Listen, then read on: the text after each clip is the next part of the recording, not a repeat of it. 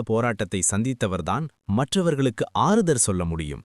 ஒரு ஏழ்மையில் வளர்ந்தவர்தான் பணத்தின் மதிப்பை உணர்ந்து சிக்கனமாக வாழ முடியும். நிஜ வாழ்க்கை உதாரணங்கள். ஜே.கே. ரவுலிங், ஹாரி பாட்டர் புத்தகங்களின் ஆசிரியை. அவர் டிப்ரெஷனால் பாதிக்கப்பட்டிருந்தார். தனிமையில் ஏழ்மையில் வாழ்ந்தார். ஆனால் அந்த போராட்டங்கள்தான் அவரது கற்பனையை தூண்டின. இன்று அவர் உலகின் செல்வந்த பெண்களில் ஒருவர். நிக் வூஜிசிக், கை கால்கள் இல்லாமல் பிறந்தவர். குழந்தை பருவத்தில் தற்கொலை எண்ணம் வந்தது. ஆனால் அவர் உத்வேக பேச்சாளராக மாறினார். உலகம் முழுவதும் சென்று மில்லியன் கணக்கானவர்களுக்கு குறைபாடுகள் இல்லை, வரங்கள்தான் என்று கூறுகிறார். அப்துல் கலாம், இந்தியாவின் மிசைல் மேன். ஏழ்மையான குடும்பத்தில் பிறந்து செய்தித்தாள் விநியோகம் செய்து படித்தார். அவரது போராட்டங்கள்தான் அவரை ஜனாதிபதியாக்கின. இவர்கள் அனைவரும் ஓட்டை பானை போல்.